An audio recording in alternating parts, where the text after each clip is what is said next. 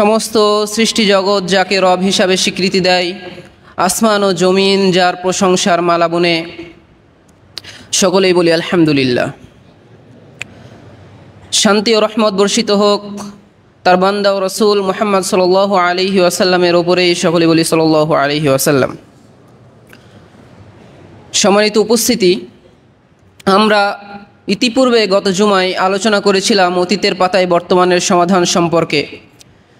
সে আলোচনার প্রেক্ষিতে আমরা জেনেছিলাম বর্তমানের আমাদের মুসলিম সমাজের যে অধঃপতন, অরাজকতা চলছে, সেই কঠিন পরিস্থিতি থেকে বের হওয়ার জন্যে আমাদের যে পদ্ধতি অবলম্বন করা উচিত, যে পদ্ধতির দিকে কোরআন ও হাদিসের ইঙ্গিত রয়েছে, সেই পদ্ধতি অবলম্বন করতে গিয়ে প্রধান দুইটি বিষয় আসে। তার একটি হচ্ছে ঈমান এবং দ্বিতীয়টি হচ্ছে খেলাফা। ঈমান অর্থাৎ ঈমানের শক্তি মানুষের হৃদয়ে জাগ্রত করে, মানুষের ঈমানকে মজবুত করে সমাজটাকে আবারও সেরকম শক্তিশালী মজবুত মুমিনদের মাধ্যমে বিনির্মাণ করা এবং আল্লাহর বিধিবিধান বাস্তবায়ন করে সমাজে ইসলামী খেলাফত শাসন ব্যবস্থা বাস্তবায়ন করা। সেই প্রেক্ষিতেই আজকে আমরা জুমার আলোচনায় প্রথম বিষয়টি ঈমান সম্পর্কে জানব। ঈমানের অনেকগুলো বিষয় রয়েছে, অনেক বিস্তর আলোচনা। আমরা জানব ঈমান এবং নিরাপত্তা, ঈমান এবং নিরাপত্তার যে এক অবিচ্ছেদ্য সম্পর্ক রয়েছে সেটা সম্পর্কে ইনশাআল্লাহ। সম্মানিত উপস্থিতি, আমরা যদি দেখি বর্তমান সমাজে, আমাদের বর্তমান সমাজের যে অবস্থা, বর্তমান সমাজে জবেহ হত্যা, অন্যায়, অবিচার, অরাজকতা, মারামারি, কাটাকাটি, রাহাজানি, হানাহানি ইত্যাদি যে বিষয়গুলো প্রতিনিয়ত আমাদের চোখের সামনে আসছে, সেগুলোর আসলে মূল কারণটা কি? রাস্তায় চলতে গেলেই যেন মনে হয় যে প্রাণনাশের সম্ভাবনা রয়েছে। পত্রিকা হাতে নিতেই যেন রিপোর্ট আসে যে আজকে কতজন নিহত হয়েছে, ইত্যাদি নানা বিষয় আমাদের চোখের সামনে প্রতিনিয়ত ঘুরতেই আছে। প্রকাশ্য দিবালোকে দেখা যাচ্ছে রাস্তায় পথিকদের সামনে মানুষকে পাথর দিয়ে মারা হচ্ছে, কেউ বা নিজের সুসাইড পেপার লিখে রেখে আত্মহত্যা করছে, কেউ বা তার পিতামাতার নামে নিজেই কেস করছে যে জন্ম থেকে নিয়ে এ পর্যন্ত তার পিতামাতা তাকে খুব নির্যাতন করেছে, তার স্বাধীনতায় বিঘ্নতা ঘটিয়েছে। কেউ বা তার বাবাকে হত্যা করে নিজে লাইভে এসে বলছে আমি আমার বাবাকে হত্যা করেছি। কেউ বা তার বিপরীত তার সন্তানদেরকে হত্যা করছে। এমন বিষয় আমাদের প্রতিনিয়ত ঘটতেই আছে। গত মার্চ মাসের কালের কণ্ঠের একটা নিউজ দেখা আছে আমার, বর্তমান দেখলে হয়তো আরও বেশি স্পষ্ট হবে, যেখানে উল্লেখ করেছে যে জানুয়ারি এবং ফেব্রুয়ারি মাসে আমাদের বাংলাদেশে প্রায় নিহতর সংখ্যা হচ্ছে 511 জন। দেখা যায় যে জানুয়ারি মাসে খুন হয়েছে 240 জন এবং ফেব্রুয়ারিতে সংখ্যা বেড়ে হয়েছে 271 জন, যার গড় সংখ্যা দাঁড়ায় প্রতিদিন গড়ে 9 জন করে হত্যা হচ্ছে।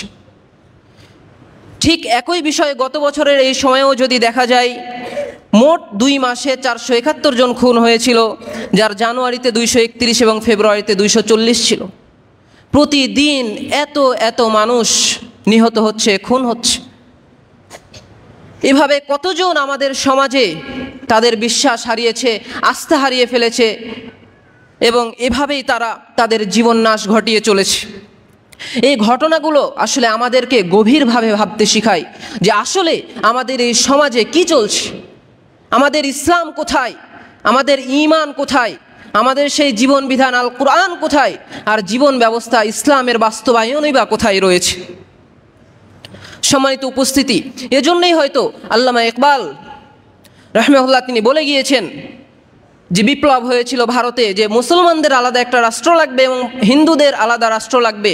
মুসলমান এবং হিন্দু কখনোই একই রাষ্ট্রে থেকে ইসলাম কায়েম করতে পারে না, এটা কখনোই সম্ভব নয়।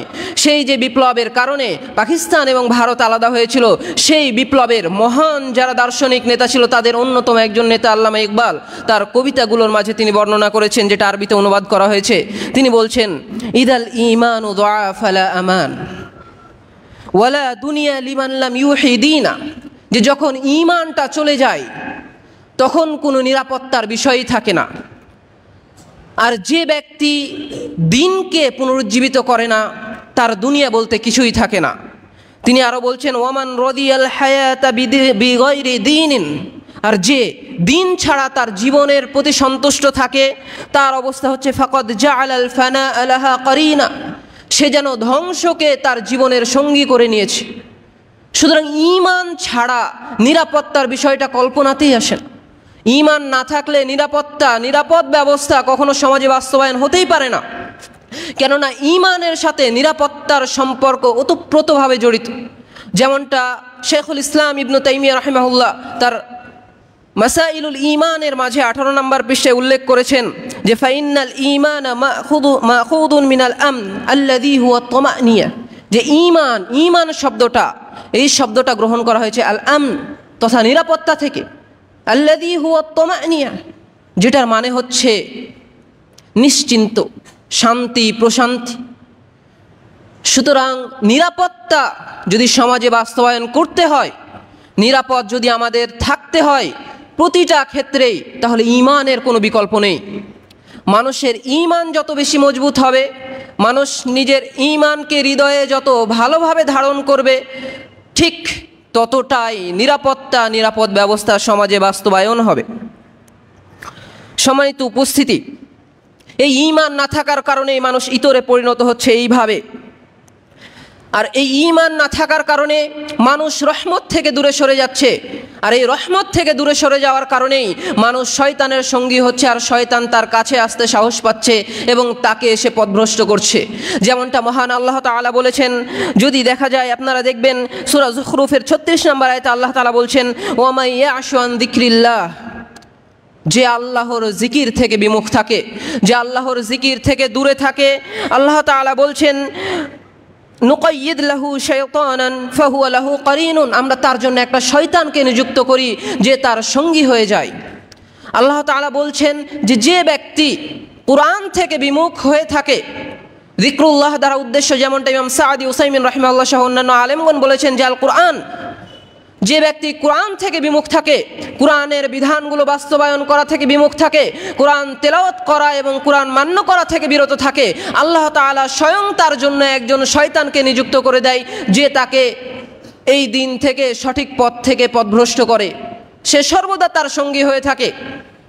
আর এই কুরআন থেকে বিমুখ থাকার মানেই হচ্ছে আল্লাহর জিকির থেকে বিমুখ থাকা আর ঈমান থেকে দূরে সরে যাওয়া। কেননা কুরআনের মাধ্যমেই মানুষের ঈমান বৃদ্ধি পায়, যেমনটা আল্লাহ তাআলা স্পষ্টভাবে বলেছেন সূরাতুল আনফালের 2 নম্বর আয়াতের মাঝে, যেখানে আল্লাহ তাআলা বলছেন, ইন্নামাল মুমিনুনা আল্লাযীনা ইযা যুকিরাল্লাহু ওয়াজিলাত কুলুবুহুম ওয়া ইযা তুলিয়াত আলাইহিম আয়াতিহি যাদাতুহুম ঈমানা, যে যখন আল্লাহর কুরআন তাদের নিকটে পেশ করা হয়, তাদের নিকটে তিলাওয়াত করা হয়, আল্লাহর জিকির আজগার করা হয়, তখন তাদের ঈমান বৃদ্ধি পায়। তো মানুষ যখন এই কোরআন থেকে বিমুখ থাকে, কোরআনের বিধিবিধান বাস্তবায়ন করা থেকে বিমুখ থাকে, তখন অটোমেটিক্যালি তার ঈমানটা কমে যায়, তার হৃদয়ের যে বিশ্বাস রয়েছে সেটার মধ্যে খান্তি আসে। আর যখনই তার ঈমান কমে যায়, তার হৃদয়ের বিশ্বাসের মধ্যে খান্তি আসে, তখনই আল্লাহ তাআলা বলছেন নুকাইয়িদ লাহু শাইতানা, আমরা তার জন্য একটা শয়তান নিযুক্ত করি, ফাহুয়া লাহু কারিন, সে তার জন্য সঙ্গী হয়ে যায়।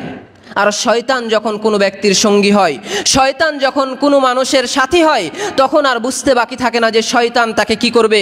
অথচ আল্লাহ তাআলা সেটাও স্পষ্ট করে দিয়ে বলছেন সূরা নিসার 19 এবং 20 নম্বর আয়াতে যে ওমান ইয়াত্তাখিযিশ শাইতানা ওয়ালিয়্যা মিন দুনিল্লাহ, ওমান ইয়াত্তাখিযিশ শাইতানা ওয়ালিয়্যাম মিন দুনিল্লাহ, যে ব্যক্তি আল্লাহ ছাড়া শয়তানকে বন্ধুরূপে গ্রহণ করবে, যে মানুষ শয়তানকে আল্লাহ ব্যতীত তার অভিভাবক, তার বন্ধু, তার সাথী হিসাবে গ্রহণ করবে, বলছেন আল্লাহ তাআলা ফাকাদ খাসিরা খুসরানাম মুবিনা, সে স্পষ্ট ক্ষতিতে নিমজ্জিত হলো।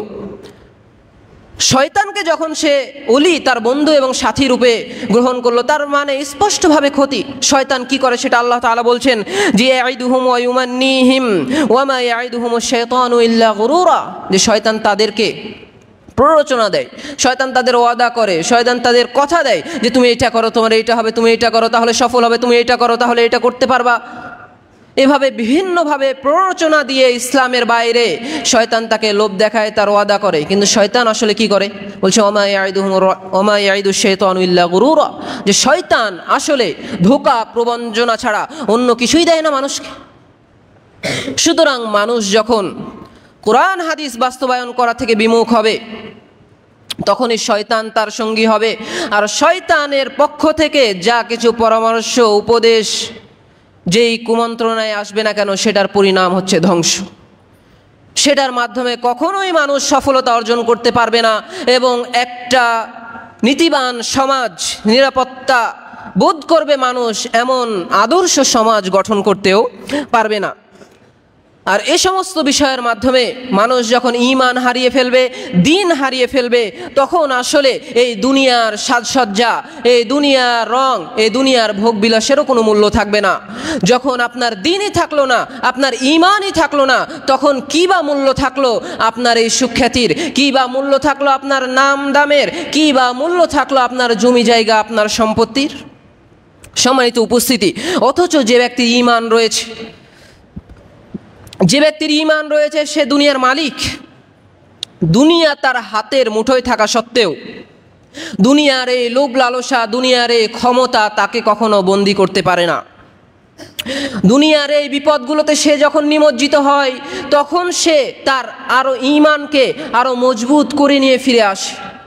যখন মানুষ ঈমানদার হয়, ঈমান তার হৃদয়ে থাকে, সমাজের এই অনাচার অবিচার এই বিপদগুলোতে যখন সে পতিত হয় তখন সে অনেক কষ্টের পরেও যখন এগুলো থেকে ফিরে আসে, এই বিপদ থেকে উদ্ধার হয়, তখন তার ঈমানটা আরও বেশি শক্তিশালী এবং আরও বেশি মজবুত হয়, যেটার উদাহরণ হচ্ছে সেই স্বর্ণের মতো, আযহাবুল আসিল, অর্থাৎ আসল স্বর্ণের মতো।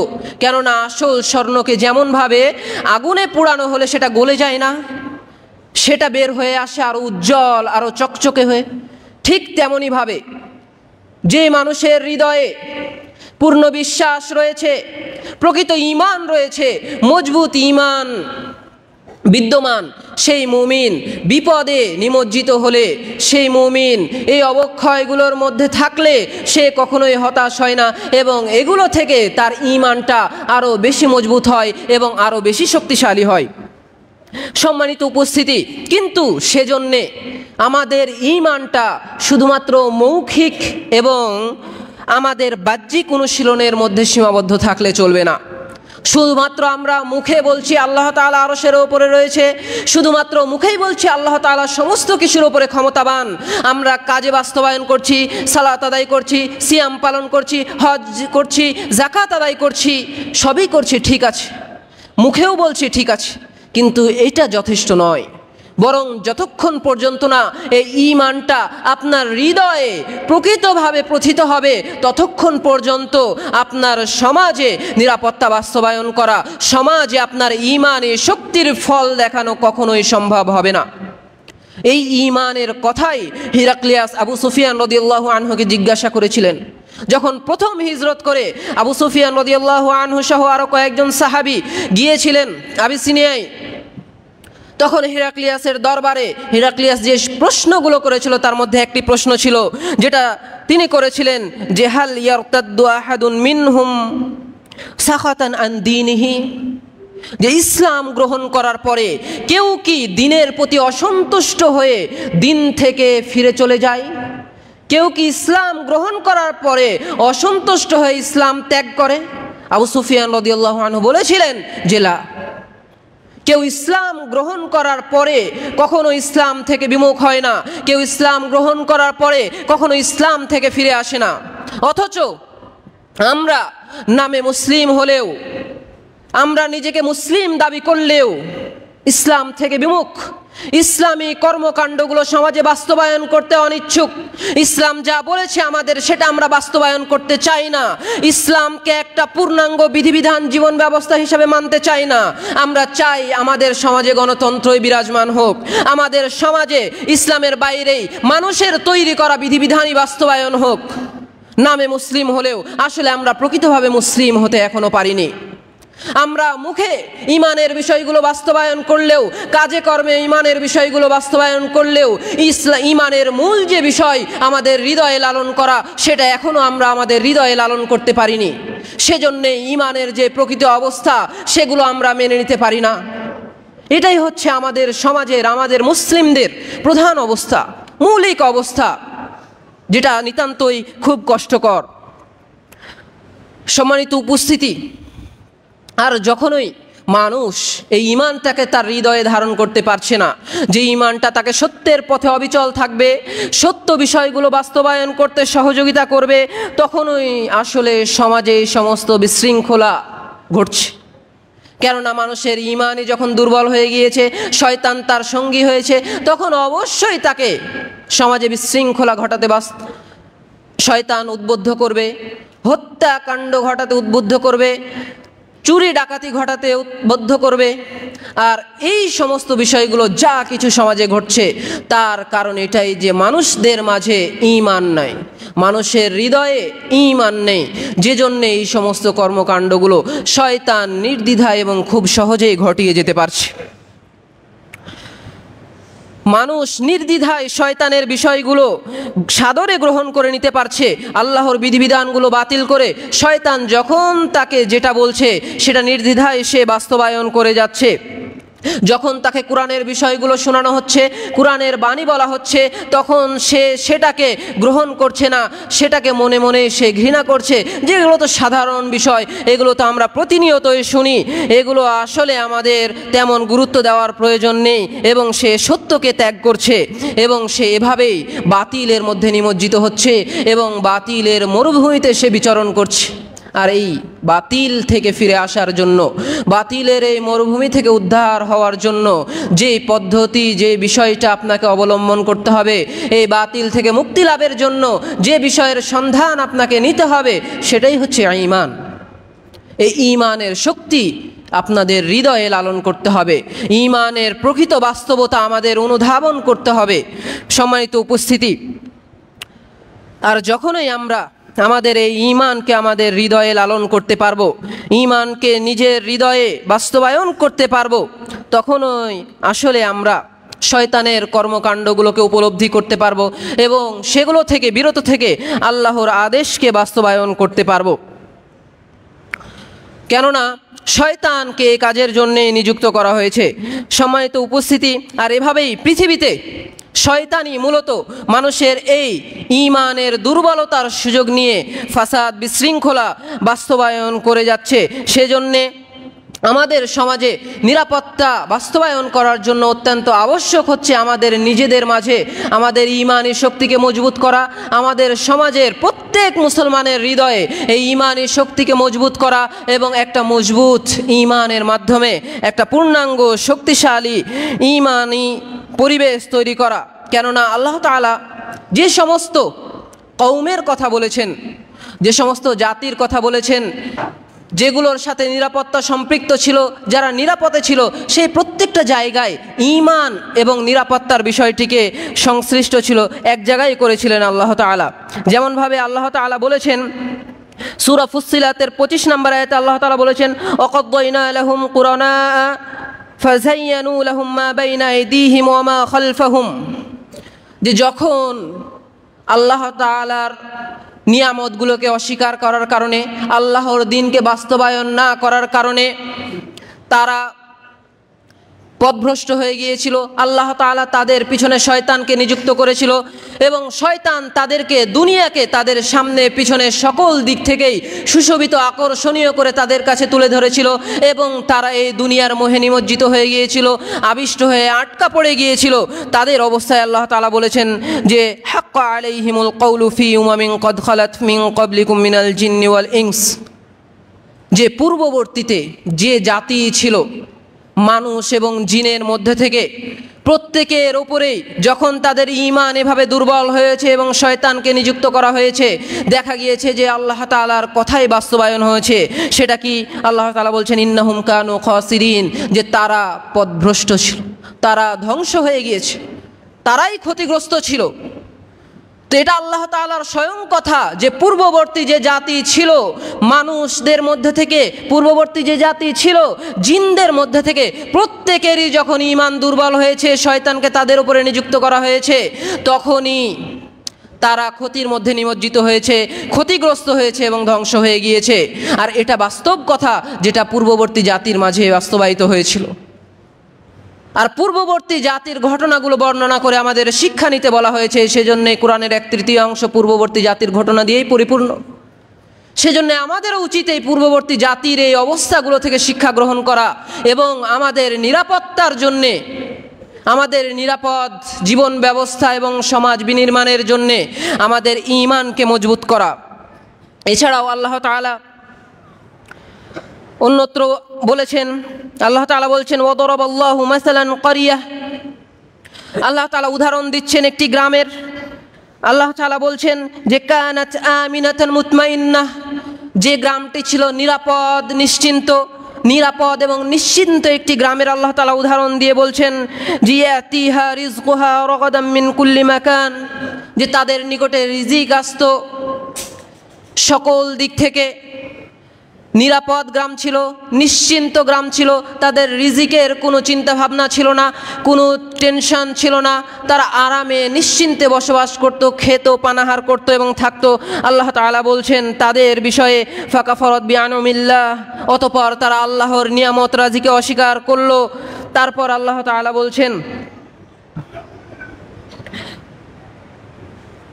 তারপরে আল্লাহ তাআলা এখানে বলছেন ফাআযাকনাল্লাহু লিবাসাল জু'i ওয়াল খাউফি বিমা কানু ইয়াসনাউন, যে যখন তারা আল্লাহর নিয়ামত রাজি কিভাবে অস্বীকার করলো, আল্লাহ তাআলার সাথে বেঈমানি করলো, আল্লাহ তাআলার কথাকে অমান্য করলো, তখনই আল্লাহ তাআলা বলছেন ফাআযাকনাল্লাহ, অতঃপর আল্লাহ তাআলা তাদেরকে স্বাদ আস্বাদন করালেন লিবাসাল জু'i ওয়াল খাউফ, ক্ষুধা এবং ভয়ের খৌফ, ক্ষুধা এবং ভয়ের যে স্বাদ, যে বিপদ, সেটা আল্লাহ তাআলা তাদের উপরে দিলেন। অর্থাৎ আল্লাহ তাআলা কওমের নিরাপত্তা, কওমের চিন্তা দূর করার যে বিষয়টি বললেন সেটা হচ্ছে আল্লাহর নিয়ামতকে অস্বীকার করা। আর আল্লাহর নিয়ামতকে তখনই অস্বীকার করবে যখন তার ঈমানের মধ্যে ফাটল ধরবে, যখন তার ঈমান দুর্বল হয়ে যাবে। আর এই ঈমানে দুর্বল হয়ে যাওয়ার কারণেই তারা তাদের রবের নিয়ামতকে অস্বীকার করেছিল, যার কারণে আল্লাহ তাআলা তাদের উপরে বিপদ দিয়েছিলেন লিবাসাল জু'i ওয়াল খাউফ, যে তাদের ক্ষুধা, তাদের যে আহার ছিল সেই আহারটাকে আল্লাহ দূর করে দিয়েছিলেন। তাদের আহার্য অন্বেষণের জন্য তাদেরকে কষ্ট করতে হয়েছিল, তাদের খাবার খুঁজে পাওয়ার জন্য তাদেরকে অনেক কষ্ট করতে হয়েছিল, এবং আল্লাহ তাআলা তাদেরকে ভয় দিয়ে দিয়েছিলেন যে তাদের জান এবং মালের নিরাপত্তা নেই, কখন কোন দিক দিয়ে শত্রু আক্রমণ করবে সেটার কোনো নিশ্চয়তা নেই। এই বিষয়টি আল্লাহ তাআলা তাদের উপরে নাজিল করেছিলেন। সুতরাং যখন আল্লাহর দেওয়া নিরাপত্তা এবং এই প্রাচুর্যকে আমরা অস্বীকার করি, আল্লাহর সাথে বেঈমানি করি, আমাদের ঈমান দুর্বল হয়ে যায়, তখনই মানুষকে শয়তান পথভ্রষ্ট করে এবং আল্লাহ তাআলা এইভাবে মানুষকে পরীক্ষা করে থাকেন শয়তানের মাধ্যমে। সুতরাং সম্মানিত উপস্থিতি, আমরা পুনরায় আবারও ঈমানের শক্তিতে জাগ্রত হই এবং ঈমানের সমৃদ্ধিতে ভরে তুলি আমাদের এই সমাজটাকে। এই প্রেক্ষাপটেই সবচেয়ে স্পষ্ট যে উদাহরণ সেটা যদি আমরা দেখি, যে নিরাপত্তার সাথে ঈমানের বিষয়টা যে জড়িত, আল্লাহ তাআলা একটা সমাজকে যে নিরাপদ করে থাকেন ঈমানের মাধ্যমে, সেটার সবচেয়ে স্পষ্ট উদাহরণ যেটা আল্লাহ তাআলা দিয়েছেন সূরা আনকাবুতের 67 নম্বর আয়াতের মাঝে, সেটা আল্লাহ তাআলা বলছেন যে আওয়ালাম ইয়ারাউ, তারা কি দেখে না, আন্না জাআলনা হারামান আমিনা, তারা কি দেখে না যে আমরা হারাম মক্কা নগরীকে নিরাপদ করেছি। পৃথিবীর অন্যত্র অন্যায় অবিচার চললেও মক্কা নগরীতে কখনো নিরাপত্তার অভাব নেই। যে ব্যক্তি মক্কা নগরীতে প্রবেশ করবে সে নিরাপদ। আল্লাহ তাআলা এটাই বলছেন যে আওয়ালাম ইয়ারাউ আন্না জাআলনা হারামান আমিনা, তারা কি দেখে না যে আমরা মক্কা নগরীকে নিরাপদ করেছি। ওয়া ইয়াতাখাত্তাফুন নাসু মিন হাওলিহিম, এবং তার আশেপাশের মানুষদেরকে উপরেও অবিচার করা হয়, তার আশেপাশের মানুষদের উপরেও নির্যাতন, হত্যা করা হয়। কিন্তু মক্কা নগরীতে হারামে কখনো হত্যাকাণ্ড চলে না, হারামে কখনো মারামারি রাহাজানি চলে না। এটার কারণ কি? পরবর্তী অংশে আল্লাহ তাআলা স্পষ্ট করে দিয়েছেন, বলছেন আফা বিল বাতিলি ইউমিনুন আম বিনি'মাতিল্লাহি ইয়াকফুরুন, যে এর পরেও কি তারা বাতিলের প্রতি বিশ্বাস স্থাপন করবে, বাতিলের সাথ দিবে এবং আল্লাহ তাআলার এই নিয়ামত রাজিকে অস্বীকার করবে। সুতরাং বাতিলের সাথ দেওয়া, আল্লাহর নিয়ামত রাজিকে অস্বীকার করা এবং এইভাবে ঈমানের দুর্বলতা প্রকাশ করার মাধ্যমেই সমাজে মূলত এই বিশৃঙ্খলা, সমাজে হত্যাকাণ্ড, এই রাহাজানি, মারামারি এবং এই অরাজকতা বাস্তবায়িত হয়, যেটা আল্লাহ তাআলা স্পষ্টভাবে বিভিন্ন জায়গায় এভাবে প্রমাণ দিয়ে আসছেন। আর আমাদের সমাজের বিশৃঙ্খলা, রাহাজানি, মারামারি, কাটাকাটির পিছনেও এটি মূল কারণ যে আমাদের সমাজের মুসলমানরা আসলে মুখে স্বীকৃতি এবং কাজে বাস্তবায়ন করলেও প্রকৃত যে ঈমান, আসল যে ঈমান, সেটা আমরা আমাদের হৃদয়ে লালন করি না, যেটা আমাদের জন্য অত্যন্ত আবশ্যক। সম্মানিত উপস্থিতি, এই ঈমান নিরাপত্তার সাথে ওতপ্রোত বিষয়। এই যে নিরাপত্তা যেটা আপনার সমাজে আল্লাহ তাআলা দিয়ে থাকেন, আপনার মাতৃভূমিতে দিয়ে থাকেন, এটার আরও স্পষ্ট উদাহরণ আল্লাহ তাআলা উল্লেখ করেছেন সেই কুরাইশদের বর্ণনায়। যে সূরা কুরাইশের মাঝে আল্লাহ তাআলা বলছেন, লিইলাফি কুরাইশ ইলাফিহিম রিহলাতাশ শিতাই ওয়াস-সাইফ ফালিয়াবুদু রাব্ব হাযাল বাইত আল্লাযী আত'আমাহুম মিন জু' ওয়া আমানাহুম মিন খাউফ। আল্লাহ তাআলা শেষে বলছেন যে আল্লাহ তাআলা যিনি আত'আমাহুম মিন খাউফ, আত'আমাহুম মিন জু', যে দুইটা জিনিস থেকে আল্লাহ তাআলা কুরাইশদেরকে নিরাপত্তা দান করেছিলেন। একটি হচ্ছে তাদের ক্ষুধার তাড়না, দ্বিতীয়টি হচ্ছে ভয়।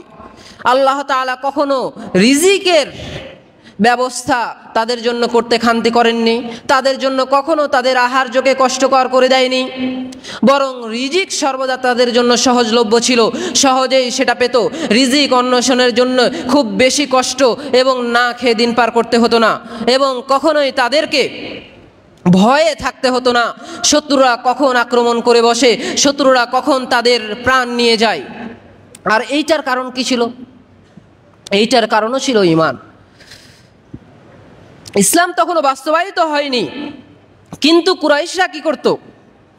কুরাইশরা আল্লাহর ঘর বাইতুল্লাহ রক্ষা করত, আল্লাহর ঘরের সম্মান করত এবং সৃষ্টিকর্তা আল্লাহ তাআলাকে এক হিসাবে জানতো এবং তাকে মানত। সেজন্যই যখন আব্রাহা মক্কা নগরীকে আক্রমণ করে বসে, কাবা ধ্বংস করার জন্য আসে, তখন বলেছিলেন যে রবের মালিক, এই ঘরের মালিক, ঘরের যিনি রব, তিনি তার ঘরকে রক্ষা করবেন। এটাই হচ্ছে তাদের ঈমানের প্রমাণ। আর যে জন্যই আল্লাহ তাআলা তাদেরকে ভয় এবং ক্ষুধার তাড়না থেকে নিরাপদ রেখেছিলেন। এর চেয়ে স্পষ্ট উদাহরণ আর কি হতে পারে? এখানে স্বয়ং আল্লাহ তাআলা একটা জাতির, একটা গোত্রের, একটা নগরীর দৃষ্টান্ত বর্ণনা করছে যে তাদের ঈমানের কারণেই তাদেরকে আল্লাহ তাআলা ভয় এবং ক্ষুধার তাড়না থেকে নিরাপদ রেখেছিলেন।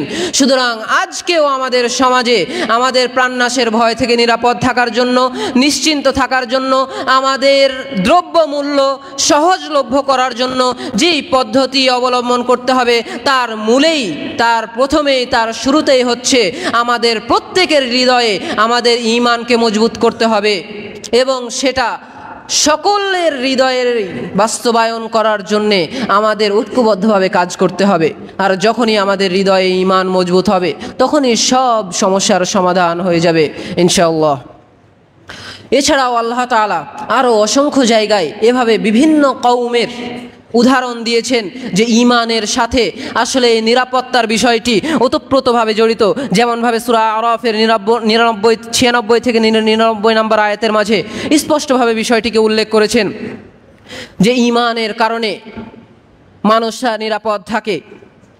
সম্মানিত উপস্থিতি, সুতরাং আল্লাহ তাআলার বিষয়গুলোকে বাস্তবায়ন যেমন আমরা মুখের মাধ্যমে করব, যেমন কাজের মাধ্যমে করব, তেমনি শুরুতেই আমাদের হৃদয়ে সে বিষয়টাকে লালন করব এবং আমরা অনুধাবন করব। তাহলেই আসলে আমাদের একটি নিরাপদ শহর বাস্তবায়ন করা সম্ভব হবে। আর এই যে নিরাপত্তা, আল আমন, এটা ঈমানের সাথে যে ওতপ্রোতভাবে সম্পৃক্ত, তার বিশেষ কিছু কারণও রয়েছে। যেমনভাবে আপনারা যদি দেখেন সূরা হাশরের মাঝে যেখানে আল্লাহ তাআলা বলছেন, হুয়াল্লাহুল্লাযী লা ইলাহা ইল্লা হুয়াল মালিকুল কুদ্দুসুস সালামুল মুমিনুল মুহাইমিন, এখানে যে আল্লাহ তাআলার সিফাতি গুণাবলী নাম উল্লেখ করা হলো আল মুমিন, এইটার ব্যাখ্যায় স্পষ্টভাবে আলেমগণ উল্লেখ করেছেন। দেখতে পারেন যেখানে ইবনুল কাসির রাহিমাহুল্লাহ উল্লেখ করেছেন যে এখানে বলেছেন মুমিনের মাঝে ক্বালা যাহহাক আন ইবনে আব্বাস, তাফসীরের মাঝে বলছেন আব্বাস রাদিয়াল্লাহু আনহু থেকে সাব্যস্ত যে আই আমিনা খালকাহু মিন আন ইউযলিমাহুম, যে আল্লাহ তাআলা তাদের সৃষ্টিকেই তাদের প্রতি অবিচার করা থেকে নিরাপদ রেখেছেন। আল্লাহ তাআলা যে মুমিন, আল্লাহ তাআলা যে মুমিন, তো এই মুমিন নামের অর্থের মাঝে এই অর্থ লুকিয়ে রয়েছে যে এখানে বলছেন যে আল্লাহ তাআলা তার সৃষ্টিকেই একে অপরের প্রতি অবিচার করা থেকেও নিরাপদ রেখেছেন। অর্থাৎ আল্লাহ তাআলা সমাজে যে কোনো প্রকার অবিচার করা থেকেই নিরাপদ রেখেছেন। এটা তার শুধুমাত্র একটি সিফাতি নাম আল মুমিন দ্বারাই সাব্যস্ত হয়। কিন্তু এই অন্যায় অবিচার মানুষের কর্মকাণ্ডের কারণেই ঘটছে, যে প্রকৃতভাবে আল্লাহ তাআলার বিষয়গুলোকে মানুষ অনুধাবন করছে না। আর এছাড়াও এই যে নিরাপত্তার বিষয় যেটা আল্লাহ তাআলা তার সৃষ্টির মাঝে রেখেছেন, এটা শুধুমাত্র তার প্রাণের নয়, বরং তার শরীর এবং অন্যান্য অঙ্গ প্রত্যঙ্গগুলোরও। যেমনটা ইবনুল কাইয়ুম রাহিমাহুল্লাহ মাদারিজুস সালিকিনের মাঝে 4 নম্বর খণ্ডে 262 নম্বর পৃষ্ঠায় আরও স্পষ্টভাবে উল্লেখ করেছেন বিষয়টা। তিনি ওখানে বলছেন, ওয়াল খাইফু, যে ভীত ব্যক্তি, ইদা সাদ্দাকা ফিল লুজুই, যখন সে প্রকৃতভাবে আশ্রয় প্রার্থনা করে। কোনো ভীত ব্যক্তি যখন সে প্রকৃতভাবে সাহসিকতার জন্যে, তার হৃদয়ের ভয়টাকে দূর করার জন্যে সাহায্য প্রার্থনা করে ইলাইহি সুবহানাহু ওয়া তাআলা, আল্লাহ তাআলার নিকটে, তখন বলছেন ওয়াজাদা মুমিনান মিনাল খাউফ, তখন সে আল্লাহ তাআলাকে এই ভয় থেকেও নিরাপত্তা দানকারী হিসাবে পাবে। শুধুমাত্র আপনার প্রাণের নয়, বরং যে কোনো বিষয়ের, ছোট থেকে ছোট, বড় থেকে বড়, যে কোনো বিষয় থেকে পরিত্রাণ চাওয়ার জন্যে, যে কোনো বিষয় থেকে নিষ্কৃতি পাওয়ার জন্যে যখন আপনি মহান আল্লাহ তাআলার শরণাপন্ন হবেন, মহান আল্লাহ তাআলার কাছে প্রার্থনা করবেন, তখন আল্লাহ তাআলাকে আপনি মুমিন হিসাবে পাবেন, আপনাকে নিরাপত্তা দানকারী হিসাবে পাবেন। সম্মানিত উপস্থিতি, এছাড়াও আপনি যদি রাসূল সাল্লাল্লাহু আলাইহি ওয়াসাল্লামের দিকে দেখেন, যে নিরাপত্তা এবং ঈমানের বিষয়টি কেমন ওতপ্রোতভাবে জড়িত ছিল। রাসূল সাল্লাল্লাহু আলাইহি ওয়াসাল্লাম যে হাদিসে স্পষ্টভাবে বলেছিলেন যে আল মুসলিমু মান সালিমাল মুসলিমুনা মিন লিসানিহি ওয়া ইয়াদিহি, প্রকৃত মুসলিম সেই যার জবান এবং হাত থেকে অন্য মুমিন বিরত থাকে। তার পরের অংশে রাসূল সাল্লাল্লাহু আলাইহি ওয়াসাল্লাম বলছেন ওয়াল মুমিনু মান আমিনান নাসু আলা ওয়াল মুমিনু মান আমিনান নাসু আলা ওয়াল মুমিনু মান আমিনান নাসু আলা দিমাইহিম ওয়া আমওয়ালিহিম, যে প্রকৃত মুমিন সেই ব্যক্তি যার দিমাইহিম, যার রক্ত এবং ধন সম্পদ থেকে অন্য মুমিন নিরাপদে থাকে।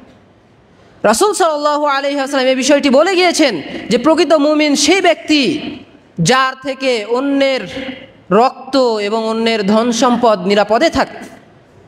এবং এছাড়াও রাসূল সাল্লাল্লাহু আলাইহি ওয়াসাল্লাম অন্য হাদিসে বলেছেন যে একটি স্পষ্ট বর্ণনা, যেখানে রাসূল সাল্লাল্লাহু আলাইহি ওয়াসাল্লাম, যেটা তারগীব ওয়া তাহযীবের মধ্যে উল্লেখিত রয়েছে, আর তারগীব ওয়া তাহযীবের মাঝে স্পষ্টভাবে রাসূল সাল্লাল্লাহু আলাইহি ওয়াসাল্লাম কিছু সাহাবীদেরকে নিয়ে রাস্তায় চলছিলেন।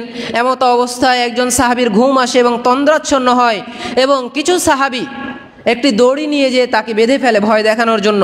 তখন রাসূল সাল্লাল্লাহু আলাইহি ওয়াসাল্লাম স্পষ্টভাবে বলেছিলেন, যে রাসূল সাল্লাল্লাহু আলাইহি ওয়াসাল্লাম বলছেন লা ইয়াহিল্লু লিমুসলিমিন আই ইউআযিয়া মুসলিমান, যে কোনো মুসলিমের জন্য উচিত নয় আই ইউআযিয়া মুসলিমান, অন্য অপর কোনো মুসলিমকে ভয় দেখানো। অর্থাৎ সামান্য ভয় থেকেও নিরাপত্তা দান করার জন্যে রাসূল সাল্লাল্লাহু আলাইহি ওয়াসাল্লাম সোচ্চার ছিলেন। আগের হাদিসে যেমন দেখলাম প্রাণ এবং ধন সম্পদ নিরাপত্তা দেওয়ার জন্য রাসূল সাল্লাল্লাহু আলাইহি ওয়াসাল্লাম বলেছেন, এই হাদিসে রাসূল সাল্লাল্লাহু আলাইহি ওয়াসাল্লাম ছোট্ট একটি বিষয়, সামান্য ভয় থেকেও একজন মুমিন মুসলিমকে নিরাপত্তা দান দেওয়ার জন্য সোচ্চার ছিলেন। এটা তো রাসূল সাল্লাল্লাহু আলাইহি ওয়াসাল্লামের বিষয়। এই নিরাপত্তা এবং ঈমানের বিষয়টি ওতপ্রোতভাবে জড়িত। তেমনিভাবে আমরা যদি ইসলামের বিষয়গুলোতে দেখি, আল্লাহ তাআলা কেমনভাবে ইসলামকে একটা জীবন ব্যবস্থা হিসেবে দিয়েছেন এবং তার মাঝে নিরাপত্তার বিষয়গুলোকে জুড়ে দিয়েছেন, তাহলে আমরা দেখতে পাবো যেমনভাবে ইসলাম মানুষকে শত্রু থেকে নিরাপত্তা দান করেছে, মানুষকে নিরাপত্তা দান করেছে, তেমনিভাবে জীবনের নিরাপত্তাও আল্লাহ তাআলা দিয়েছে। যে জন্য আল্লাহ তাআলা কিয়াসের বিধানকে ফরজ করেছে, যে কেউ যদি কাউকে হত্যা করে তাহলে তার প্রতিদান হত্যা ছাড়া আর কিছু নেই, এটা হচ্ছে ফরজ। যদি কেউ এটা বাস্তবায়ন না করে তাহলে অবশ্যই গুনাহগার হবে। আল্লাহ তাআলা জীবনের নিরাপত্তা দিয়েছেন ইসলামের মাঝে, এবং এছাড়াও আল্লাহ তাআলা ইসলামের মাঝে বুদ্ধি বিবেকের নিরাপত্তা দিয়েছেন, যার জন্য আল্লাহ তাআলা মদ, জুয়া এবং এই সমস্ত যে খেলাগুলো রয়েছে, হারাম কর্মকাণ্ডগুলো রয়েছে, এগুলো থেকে বিরত থাকতে বলেছেন। কেননা এগুলোর মাধ্যমে মানুষের বিবেক হচ্ছে পথভ্রষ্ট হয়ে যায়, মানুষের বিবেক সঠিকটা আর বুঝতে পারে না। এবং এভাবেই আল্লাহ তাআলা বংশের নিরাপত্তা দিয়েছেন। বংশের নিরাপত্তা দেওয়ার কারণে আল্লাহ তাআলা জিনা ব্যভিচারের শাস্তি নির্ধারণ করেছেন। জিনা ব্যভিচারের শাস্তি হিসাবে আল্লাহ তাআলা রজম এবং 100 বেত্রাঘাত হাদ নির্ধারণ করেছেন, যেটা আল্লাহ তাআলা মানুষের এই বংশীয় পরিক্রমা, বংশীয় বিষয়গুলোকে নিরাপত্তা দিয়েছেন এই বিষয়টা বাস্তবায়ন করার মাধ্যমে। এবং এছাড়াও আল্লাহ তাআলা মানুষের সম্মান এবং মর্যাদার নিরাপত্তা দিয়েছেন, যে কারণে আল্লাহ তাআলা বলেছেন কোরআনের মাঝে যে কেউ যদি কারো উপরে তহমাত, অপবাদ লাগায়, তাহলে তার জন্য আবশ্যক হচ্ছে 4 জন সাক্ষী নিয়ে আসা। আর যদি 4 জন সাক্ষী না নিয়ে আসতে পারে, তাহলে তার জন্য শাস্তি হচ্ছে 80 বেত্রাঘাত, তার উপরে 80 বেত্রাঘাত করা হবে। এইভাবে আল্লাহ তাআলা অনেক বিষয়ের নিরাপত্তা সমাজের মাঝে দিয়েছেন। যেমন সম্পদের নিরাপত্তাও আল্লাহ তাআলা দিয়েছেন, যার পরিণাম হিসাবে আল্লাহ তাআলা বলেছেন যারা সম্পদ চুরি করবে তাদের হাত কেটে দাও। এইভাবে মূল্যবোধ নৈতিকতার নিরাপত্তা, এমনকি ইসলাম অমুসলিমদেরকেও নিরাপত্তা দান করেছে ইসলামে। এইভাবে অসংখ্য বিষয়ের প্রতি আল্লাহ তাআলা নিরাপত্তা দান করেছেন এই ইসলামের মাধ্যমে। তার মূলেই হচ্ছে ঈমান, যেটা মানুষকে প্রকৃতভাবে বুঝতে হবে এবং তার হৃদয়ে লালন করতে হবে। এবং সর্বশেষ যেটা বিষয় এই নিরাপত্তার সাথে ঈমানের যুক্ত হওয়ার, সেটা হচ্ছে পরকালীন বিষয়। এক তো আল্লাহ তাআলা মুমিন, দ্বিতীয়ত হচ্ছে রাসূল সাল্লাল্লাহু আলাইহি ওয়াসাল্লাম ছোট থেকে ছোট বিষয়ে নিরাপত্তা দানের বিষয়ে সতর্ক ছিলেন। তৃতীয়ত ইসলামও আমাদের নিরাপত্তার বিষয়টাও ধার্য করেছে। এবং সর্বশেষ এবং চতুর্থ যেটা বিষয়, সেটা হচ্ছে এই ঈমানের সাথে নিরাপত্তার বিষয়টি আখিরাতের সাথেও সম্পর্ক রয়েছে এবং আখিরাতেও এটা বাস্তবায়িত হবে। সেটা কিভাবে? এই ঈমানের মাধ্যমে আল্লাহ তাআলা আখিরাতে মানুষদেরকে জাহান্নাম থেকে মুক্তি দান করবেন, জাহান্নাম থেকে নিরাপত্তা দিয়ে জান্নাত দান করবেন। আর সেটাই মূলত প্রকৃত নিরাপত্তা এবং স্থায়ী নিরাপত্তা, যেটা আল্লাহ তাআলা মুমিন বান্দাদেরকে দান করবেন।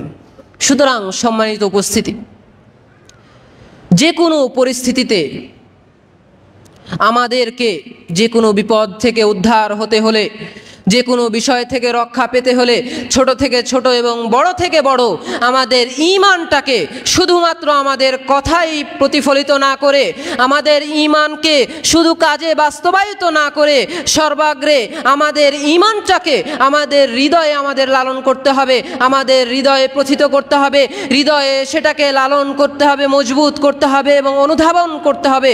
এবং আমাদের সমাজের প্রত্যেক মুসলিমের হৃদয়ে সেটাকে পৌঁছে দেওয়ার জন্য, সেটাকে পুনরাজাগৃত করার জন্য আমাদের দাওয়াতি কার্যক্রমগুলোকে বাস্তবায়ন করতে হবে।